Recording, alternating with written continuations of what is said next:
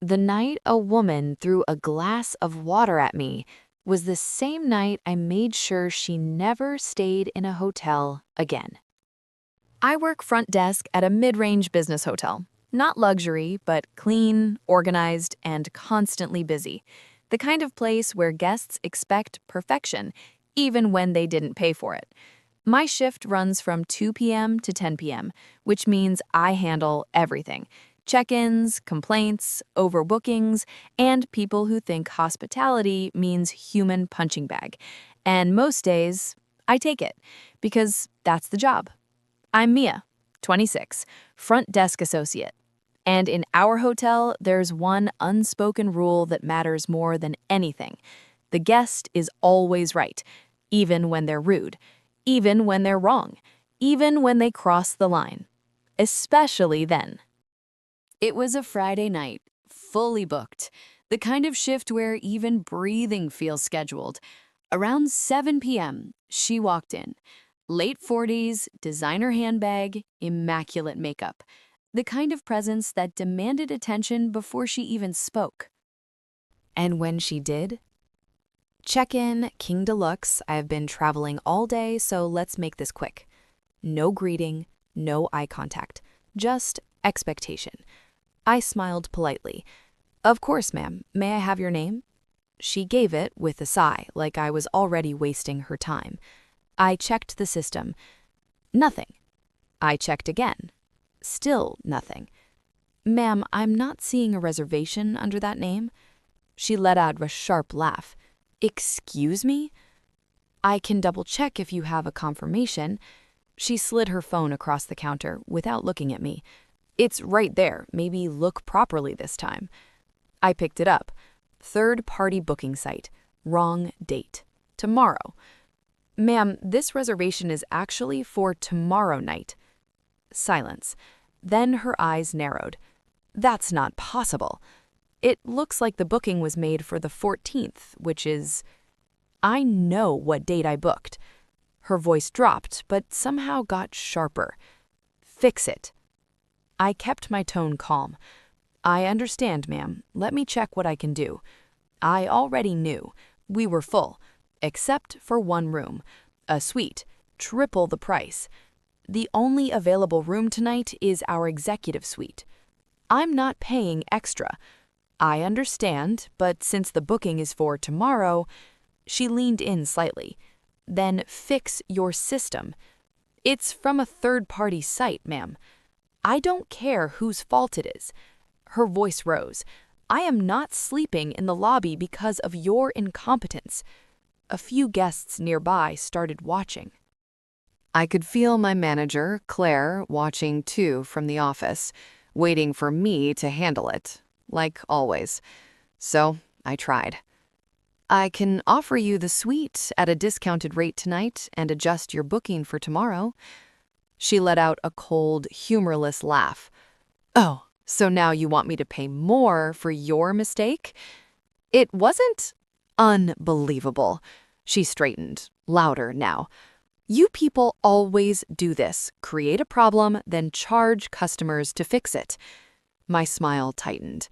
I'm trying to help you, ma'am. Then help me. She tapped the counter sharply. Give me the room, at my original rate. I'm sorry, I can't override the system for that. And that's when everything shifted. She picked up the glass of complimentary water sitting on the counter. For a second, I thought she was just going to drink it. Instead, she threw it. Right at me. Cold water hit my face, my uniform, my hair. The lobby went completely silent. I didn't move, didn't react. I just stood there, dripping, and slowly turned my head toward Claire, still watching, still silent. No intervention, no support, nothing. And in that moment, something inside me changed. Not loudly, not dramatically, just completely. Because I realized something very clearly. They all expected me to take it. The guest, my manager, the system, all of them. And for the first time, I decided I wouldn't. I reached for a towel under the counter and gently dabbed my face. Then I looked at her and smiled. But this time, it wasn't the usual polite smile. "Ma'am," I said calmly, "I'm so sorry for the inconvenience. Let me fix this for you." Her posture relaxed instantly, because now she thought she'd won. People like her always do. I gave her the suite, at her original rate. Even Claire raised an eyebrow. But I wasn't done. Not even close. The moment she got her key and walked away, I started documenting everything. Time of incident, exact words used, witnesses in the lobby, CCTV timestamps, photos of my soaked uniform. Because here's what most guests don't realize. Hotels run on documentation, and documentation is power. I filed a formal incident report. Not emotional, not dramatic, just facts. Then I flagged her profile in the system, high-risk guest. Not banned, not yet. Then I sent an email to corporate, clear, professional, detailed. And I included one line I knew would trigger attention. Guest physically assaulted staff. That phrase changes everything. Meanwhile, upstairs, she settled into the suite like she owned it, ordered room service, sent it back twice, complained about the temperature, the pillows, the lighting, everything. And every complaint, every interaction, every demand was logged, carefully, quietly. I didn't argue with her, I didn't confront her, I just let her build her own case. The next morning, corporate responded. Fast. Faster than I expected. They reviewed the footage, read my report, checked her history, and that's when they found it. This wasn't her first time. Different hotels, same pattern. Aggressive behavior, false complaints, demanding refunds, intimidating staff. She'd been doing this for years and getting away with it because no one had documented it thoroughly. Until now. By noon, the decision was made. Claire called me into the office. Suddenly, she was all smiles. "Mia, corporate wants to thank you." Of course they did. They always show up after the damage is done. But this time, it worked in my favor. Corporate instructed us to charge full suite rate, add an incident fee, and permanently flag her across partner properties.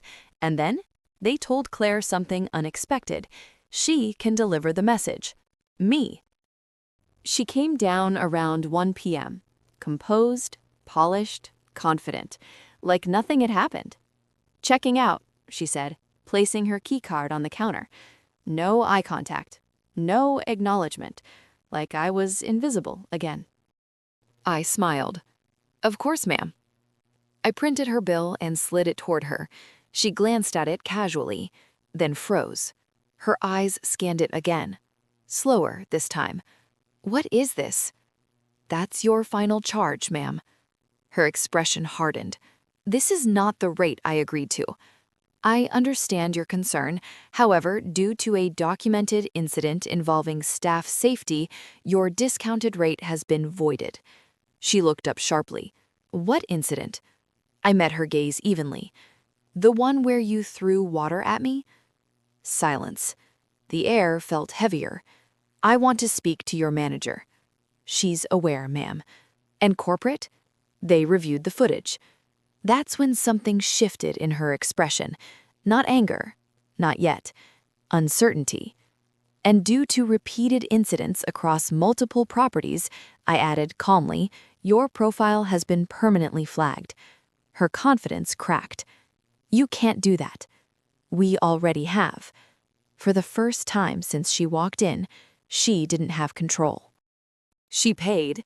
No yelling, no scene, just a tight jaw and controlled breathing. And when she turned to leave, she paused, like she wanted to say something, then didn't, and walked out, quietly. That night, I stood behind the same desk, same uniform, same job, but it felt different. Because sometimes the most satisfying revenge isn't loud, It's letting people face consequences they thought they'd never have to. If you've ever had to stay professional while someone tested your patience, you already know some lessons are best served cold. If this story hit you, don't just scroll past it. Hit like to support voices that don't always get heard. Share this with someone who's ever had to stay silent just to keep their job. And subscribe to Nerve-Popping Stories for more real, intense, and satisfying moments where quiet strength wins in the end. The shift ends, but the stories never do. Every smile hides a struggle, every word a story. Hit subscribe and see the human side of work. Thank you for watching.